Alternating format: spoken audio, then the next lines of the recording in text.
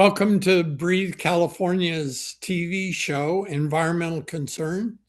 Each week we talk about something that impacts your health, often about preventing damage to your lungs. There's a lot of outside things that make a difference.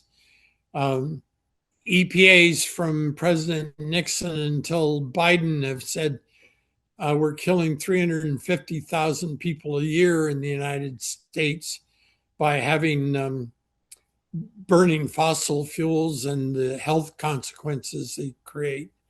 I'll be talking with Pete Christensen, who's the energy program manager for Breathe California.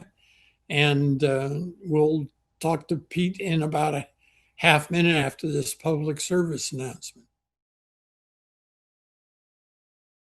My name is Rene Montez. I've been using the CPAP machine, I would guess 10 years. I got so accustomed to it, I don't go anywhere without it. I take it with me everywhere. From the moment I put it on, I thought it was the greatest thing because the breathing was a lot easier, and after using it for a couple nights, I felt a lot of energy. Breathe California is fabulous. Welcome back. This is Environmental Concerns. Breathe California is the lung health organization, nonprofit for the state of California. And if you want to know more, just call them at 408-998-5865 for questions about anything that's bothering you lung-wise or anything you hear on this program. So, Pete, welcome back. It's nice to have you again. Thank you very much, Terry. I'm glad to be here, and it's been a while, but good to see you. So, we were talking with our previous guest who ran on TV for the last 2 weeks about offshore oil drilling. Do you want to talk a little bit about fossil fuel use? Yes, thank you. Well, fossil fuels contribute roughly 58% of all air pollution here in the Bay Area. And roughly 40% of that is fossil fuels used in vehicles. And the other 18% is from fossil fuels used by non-electric water heaters and HVAC, heating, air conditioning units, and stoves and dryers in the home. And of course, there's different sorts of pollutants like oxides of nitrogen and lead and ozone. The Bay Area is the 12th largest polluter of ozone in the country. And then there's, of course, carbon monoxide and carbon dioxide. And obviously not only air pollution, but greenhouse gas emissions. So I'll just throw in there, because particulate air pollution in winter is very bad. We have largely banned wood burning, except for a few days when it's legal. So even wood burning is a fossil fuel or near fossil fuel that we need to worry about. So a lot's happened in the last year on energy programs in this country. Why don't you talk slow so I can interrupt you and lay out some of the things you've been working on? Thank you. Actually, I'm environmental educator is my title with Breathe California. And we also, my main job is co-director along with Margot Seidner, my friend and colleague of Silicon Valley Clean Cities Coalition, which is part of Breathe California. And we focus on reducing transportation-related air pollution and greenhouse gas emissions throughout Silicon Valley Clean Cities. Covers a 5-county area in the Bay Area, and Breathe California covers 8 counties, everything from San Francisco, East Bay counties through the South Bay and through the Central Coast. So I just wanted to make that correction. And as far as major highlights from last year, speaking of climate, we participated in the Bellarmine Preparatory School in San Jose. We participated in their Climate Justice Summit. And Margot and I and a couple of our colleagues gave a number of presentations on air quality and climate change in our local area to their students. We made presentations to 3 different full classrooms during the Climate Justice Summit and really got a lot of good participation from the students when it came to Q&A. So it was really great interacting with students and teaching them about air quality and how it affects lung health and the contributors to air quality. So I might add those kind of programs that you're talking about are what got us an award for our work to help clean up the air from the city of San Jose. I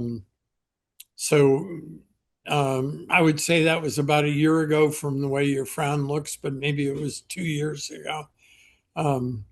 But we've given awards to San Jose for its vehicle program for reducing emissions, as well as a number of other places. Oh, I wasn't I wasn't frowning. I was furrowing my brow, trying to think of exactly when that was. So sorry, Terry. Yeah. So we had a friend of Breathe California who died recently named Bob Garzi, and he was very big on trying to get more electric vehicles moving. Yeah, especially electric school buses. Yeah.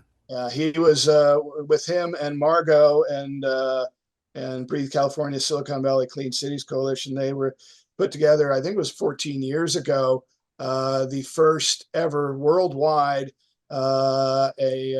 electric school bus. And they converted a regular diesel school bus and converted to electric school bus, and they use solar power to charge it. So it was the first of its kind in the world. And Bob and my co-director, Margaret Seidner, who at the time was also CEO of Breathe California, spearheaded that great project and led to a lot more electrification of school buses throughout the area and throughout the country and the world. Go ahead.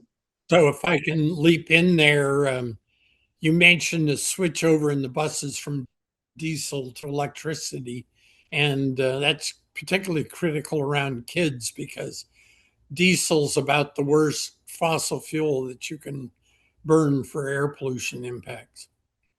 I agree 100%. And it's in the long run, we all have to convert eventually to electric vehicles and EV charging. But for school buses and for other vehicles that run on diesel, there is a short-term fix by using renewable diesel. Has nothing to do with petroleum. It uses the same feedstock as biodiesel. It's just a different process of making it. Instead of trans electrification, they add a catalyst and hydrogen, and they heat it to form a hydrocarbon. Okay, and by using renewable diesel, they don't have to switch out their engines. There's no engine modifications needed. There's plenty of RD, as it's called, renewable diesel stations throughout the Bay Area and throughout California. And the price is comparable to diesel fuel, and they can immediately reduce air pollution and greenhouse gas emissions to, by 65%. Right there, just by switching to renewable diesel. And then that can be like a bridge fuel on the way to electrification. And by the way, I meant trans-esterification instead of trans-electrification. For the process for converting the feedstock to renewable diesel. So for all you chemistry majors, English Dictionary Award for the best new word of the year is going to be one of those. Yeah, trans-esterification. Yeah. So we're going to take a break now for about 30 seconds and be back with Pete Christensen to further elaborate on the energy programs of Breathe California. The different therapeutic methods that we can help our very low socioeconomic status clients who have no alternatives, no anything, and there's still about 15 different resources we got out of this, that if you have no resources, no service connection, you can still get aid. That they are connected, one encourages the other, and that the process of change from backing off from the tobacco is the same as backing off from any other addictive drug. Everyone can benefit from this training that we just were offered today. We're back with Pete Christensen, who's going to discuss energy programs of Breathe California. One of the things I wonder about is what else have you been doing with the Clean Cities Coalition? Thank you very much, Terry. Also last year, I was going over some of the last year highlights. We worked with San Jose Clean Energy. They contracted us to help plan and conduct their annual EV ride and drive, and they held that at PayPal Park in San Jose, and that was a great event. In addition, we worked in conjunction with East Bay Clean Cities Coalition and companies called Ecology Action and Electro Tempo, and we held a seminar and restaurant in Mountain View on EV charging challenges for multifamily housing units, meaning condo complexes and townhome complexes and apartment complexes. And then we also held a listening session on EV charging permitting for multifamily housing units for municipal permitting department personnel. And then in August, we conducted our big annual ride and drive. It was actually our 7th annual electric vehicle ride and drive. We conducted it at Lake Cunningham Park in San Jose, and we had a number of great vehicles, a lot of different types. We even had an electric school bus that the parents and kids could ride in. We had a number of display vehicles that our partners at Silicon Valley Electric Vehicle Association brought and acted as EV ambassadors. They opened up the hoods of their vehicles, and the attendees can come over and talk to them about it, how an electric vehicle works and how it saves energy and eliminates most pollution, basically, because there are no emissions, there's no tailpipe. And then our friend Jim from ChargePoint every year has a booth and brings out all sorts of technical equipment on EV charging and teaches people about electric vehicle charging, the different levels and different connectors, etc. And finally, we put together a zero emission agriculture and construction equipment webinar, and that we focus mainly on the Central Coast, Santa Cruz and Monterey and San Benito counties. And we had the Monterey Bay Air Resources District give a presentation in that webinar about local air pollution, air quality, and also their rebates on EVs and other things to help reduce air pollution. And also the local community choice aggregate, Central Coast Community Energy, also known as 3CE, presented and talked about their ag electrification program, which is a great program they had. And we also had a couple of vendors, Danaher US and Boson Motors. So those were the major highlights from 2025. And if you'd like, I could continue and talk about what we're working on these days, or if you have any questions, please let me know. Well, it's critical to know that the Monterey Bay area is so good about working on these things when they do not have unhealthy air. But as we were talking about with buses, if you're burning diesel around people, it's going to be impactful even if you don't get over the standards for what's unhealthy. In other words, all of these pollutants, any amount of them can cause damage, and see them operating on improving ag equipment, I think, and construction equipment too. Yeah. Yeah, that's very important. And the sector that we're trying to focus on as one of our grants we're currently working on with the U.S. Department of Energy. We're partnering with the Northern California Clean Cities and Communities on doing that. That was actually part of that grant called the Fleet Academy grant, roughly. And we're also working with them and Northern California MEMA, Municipal Equipment Maintenance Association, and also partnering with the East Bay and San Francisco Clean Cities on putting together and presenting various webinars once a month. Well, a webinar once a month throughout the year, what they call their hub of knowledge for local fleets, municipal, private, public fleets, municipalities, counties, water districts, et cetera, and business fleets.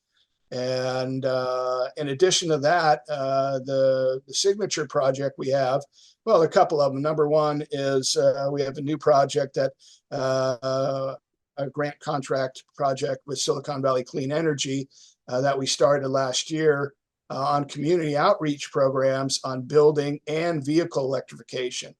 And they focus on 13 communities throughout Silicon Valley, including the South Bay, meaning Gilroy and Morgan Hill. And we're initially focusing mainly on Gilroy and Morgan Hill as far as Breathe, California goes. And we're going to be doing various types of outreach there, whether it's knocking on doors or tabling at events or holding events, and working with some community-based organizations in Gilroy and Morgan Hill on making people aware of all the great programs that Silicon Valley Clean Energy has as far as on building electrification and vehicle electrification. And by great programs, I'm talking about rebates. They have rebates on everything from induction stoves to heat pump water heaters, heat pumps, and also even dryers and smart meters, et cetera. And of course, on vehicles, they got great rebates on electric vehicles. So, Pete, I'm not sure it's your level of expertise, but can you explain the difference between Silicon Valley Clean Energy or any of the clean energy programs that the cities have put together and PG&E? PG&E, we have Yeah, two cities that they don't provide electricity to, yeah. but the rest of them do need energy. Yeah, the two cities, Palo Alto, and the other one's escaping me. You probably know, but Santa Clara. that's right. That's right. It's just on the tip of my tongue. I apologize, but they have their own municipal utilities. That's why PG does not provide there. But the difference is Silicon Valley Clean Energy, San Jose Clean Energy, and also Central Coast Community Energy, and Peninsula Clean Energy up in San Mateo County. They're called community choice aggregates, okay? And you can picture them as far as energy going. They're like the chef that prepares the energy, so to speak. Sources prepares the energy, and then PG&E is like the waiter that delivers it. So what community choice aggregates do is focus and source and generate the energy from renewable sources, okay? And then PG&E takes care of the transmission, and the billing and the maintenance of the lines and all the electrical equipment. Okay. And the cool thing about community choice aggregates is since they're not for profit, public agency, is that they take any profit made on the energy they sell and they put it back into the community as far as programs for schools and especially rebate programs, scholarships, but also rebate programs on building electrification, as I just mentioned, and also electric vehicle electrification, EV charging, things like that. So our money that is going back into the community. So it's very important for everybody. If you're not signed up to be part of your local community choice aggregate, I would definitely be part of it. So you got any other programs we need to discuss? Yeah, thank you. We've also been working with PG&E for a long time, and last year we started a new program with them, a new grant contract on their EV advisory services. Actually, EV advisor service, pardon me, and that's for schools and small businesses, i.e. businesses under 500 employees. And our focus in our contract is mainly on the Central Coast counties, of course, Santa Cruz, Monterey, and San Benito counties. And that service is a free service, no obligation service to small businesses and schools to help them plan for transitioning to electric vehicles. And it's focusing on small businesses and schools that have at least one medium duty or heavy duty vehicle, aka truck generally. Okay. And whether they already have one or they're going to get one, they're just thinking about transitioning, they can take advantage of this free service. And they can, help them to plan their electrification. They can talk about all the wiring and the current grid capacity they have and see if they need to do some change. They can talk about different rates. They can get better rates once they electrify. They also will go through and, help you assess how much it's going to cost you to transition to electric vehicles, which is a very important service. So they advise you all the way through. And it's a great program. We're very proud to represent PG&E on that. And we also with PG&E have a long time relationship on a couple of their other two programs, the PG&E POEV program, which is pre-owned used electric vehicles. And you can get rebates anywhere between $1,000 to $4,000 on buying a used electric vehicle, depending upon your income. It's income qualified. And then their RCS rebate program, which is for residential charging stations. So we continue with them as we have been for the last few years. And it's been a great partnership.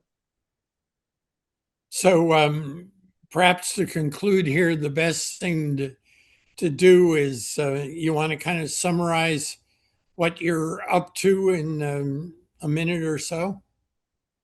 Meaning Well, you've yeah. got a minute and then we're going to shut down. Okay. Well, what we're up to is, again, reducing transportation related and now residential building homes related greenhouse gases and air pollution throughout an 8-county area. And with Silicon Valley Clean Energy, it's mainly focused in Santa Clara County. But we, do work on that and lung health throughout the Bay Area. And Breathe California has been around for over 100 years. Silicon Valley Clean Cities Coalition been around for roughly, it's almost 33 years now. So we're excited to work on these programs. I'm, and besides, by the way, vehicle electrification, we are big promoters of, fans of bicycles and electric bikes and electric scooters. I myself had a background in automated transit networks, also known as personal rapid transit, which is something that we promote because it can be, it's all electrified. So it's, obviously doesn't run on fossil fuels. And other modes of transportation like mass transit or even walking, any way we can reduce air emissions. Roughly 4 million people a year, Terry, die premature deaths from air pollution directly related to burning fossil fuels. And you mentioned earlier 350,000 in the United States. So it's pretty scary stuff. Air pollution is very significant, and I personally find it very disconcerting that the president just announced that EPA was not going to do anything to control emissions in the future, and that's pretty sad stuff. The good news is that's got to be a law passed by Congress. He can't do it on his own. But thank you very much, Pete, and we will Thank you, Terry. move on and see you later in the year. All right. Have a good day. Thank you for your time. Wonderful to be here. Great.